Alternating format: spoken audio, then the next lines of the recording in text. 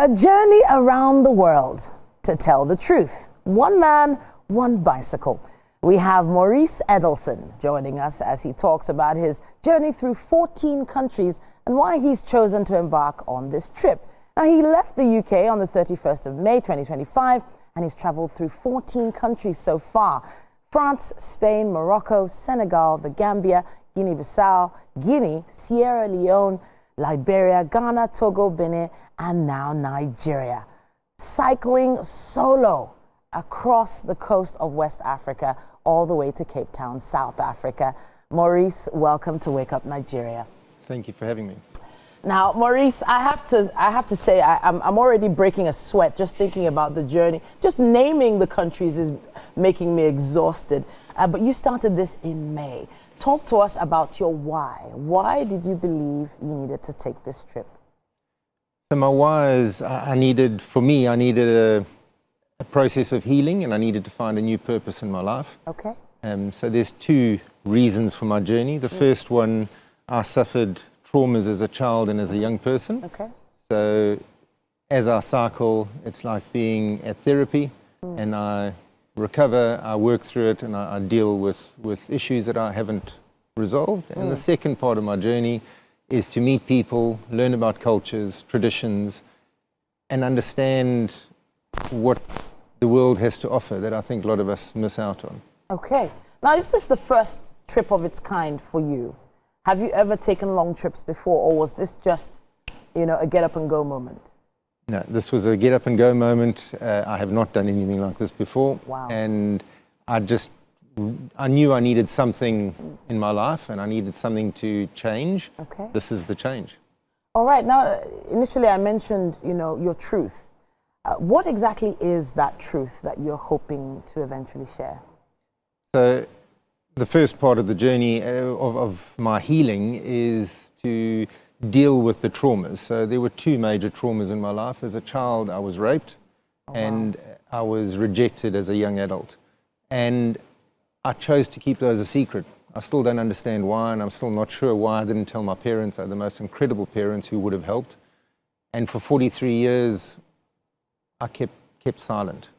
And it affected my life, it affected all my decisions going forward, and I just couldn't do it anymore. So there came a time in my life where I had to tell the truth, talk about my struggles, and I found it to be incredible. I found the support, other people that are struggling, that are coming and confiding in me, has been amazing, and I am healing, and I'm changing, and I'm learning a different way forward in my life. I'm really, it's admirable that you're able to share this now. This trip got you to that point where you could share, or were you already ready to share, but you just wanted to do it in your own way?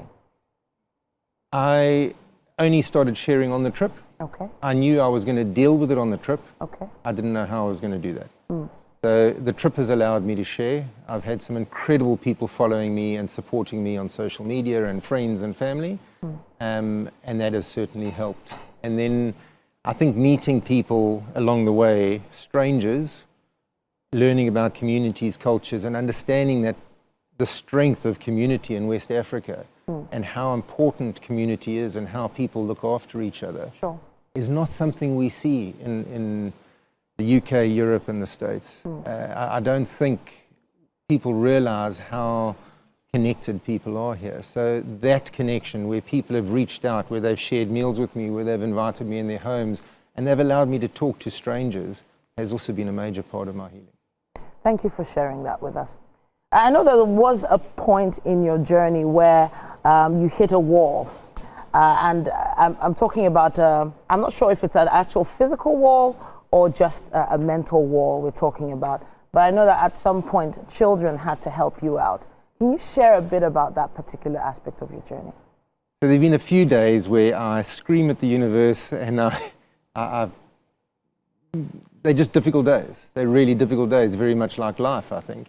That particular day you're referring to, I traveled 66 kilometers that day, and I had to walk 20 with my bicycle. And the reason I had to walk 20 was my bicycle broke, and then part of the road was literally flooded. Wow. And there are clips where we're walking through water that goes way above the knees. It's mud, water, you name it. And 6 kids came and they literally walked probably 7-8 kilometers with me, helping me carry my bicycle, helping me get to the border.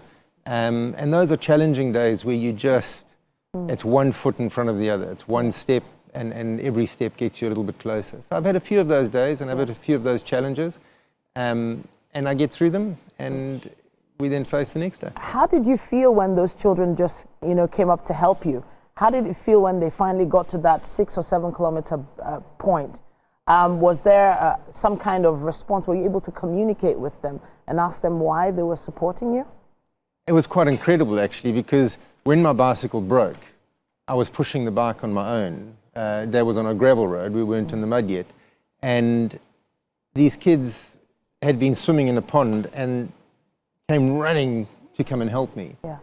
Which is very much how Africa has been. The support, people literally throw it at me, which is country amazing. was this? This was in Guinea-Bissau. Guinea-Bissau, okay. And they arrived and they wouldn't leave me alone. And I ride on my bicycle, I've got 2 pots. I've got one, I always carry lollipops. Okay. And on the other one, I carry potatoes or eggs or whatever for starch. So I was dishing out my lollipops to these kids and they were walking. And for me, from being absolutely rock bottom, the energy and the laughter and the fun carried me through. It just lifted me up.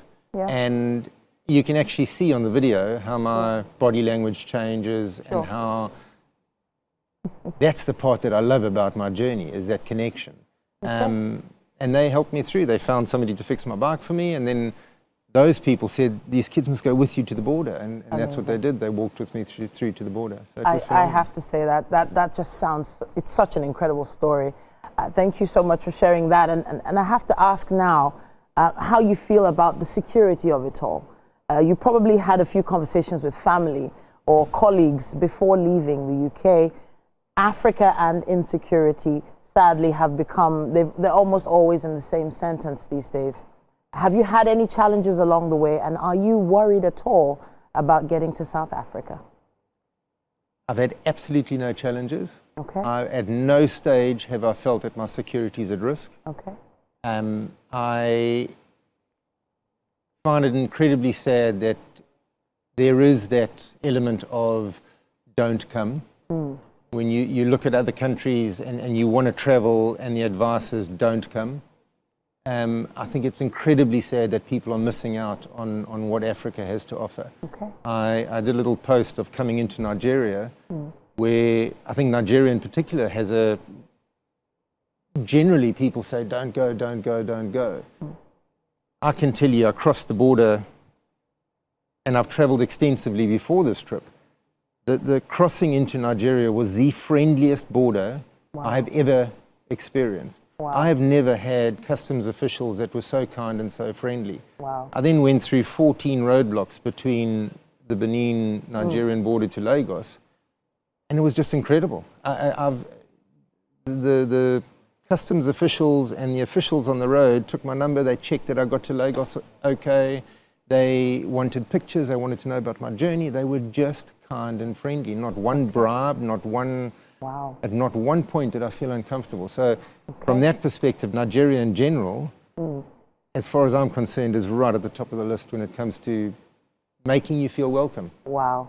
Wow. Thank you for sharing that. I'm thanking you a lot this morning because there's a lot I didn't expect you to share. And the sincerity of the reason for your trip is also a little overwhelming for me. The tagline, unspoken to unbroken, is extremely powerful as well. But they say riding a bike, they use that term, it's as easy as riding a bike. Is it actually easy to ride a bike? I've always wanted to ask this. So, I think riding the bicycle is not the difficult part. Okay. It's the challenge of getting to Cape Town. Okay. So for me, my approach has been, don't look at Cape Town. I look at tomorrow and I look at the next day. Okay. And if I can do tomorrow, I can do the next day. Okay. I'll eventually get to Cape Town. All right. So the difficult part is the distance, is the overall distance. The actual riding the bike is not that difficult. Okay. There are times when there are hills. I think going through Spain when I crossed the Pyrenees, I had some climbs that were tough and they were hard. But you know what? It's it's 15, 20, 30 minutes, you get to the top, and then it's a beautiful ride down the other side. You went through the desert, though. Riding through the desert, do you have to change your tires at any point? So riding through the desert, I think the perception of riding through the desert, a lot of people think, well, I'm in the sand, and no, there's a tar road that went all the way through. I've stuck to the tar road. Okay. So the roads were good. Yeah. It was hot, it was windy. I got caught in sandstorms and that sort of thing. But the road was good. But Okay. I have to say it's summer in South Africa now. In December, it's summer in South Africa. So I guess it's going to get hotter as you go towards the south, as opposed to what you would assume going south. It would be getting colder. We're going to be watching your journey. We're going to be rooting for you right here on Wake Up Nigeria. Thank you so much for coming to share your story, Maurice. thank you. Thank you for having me.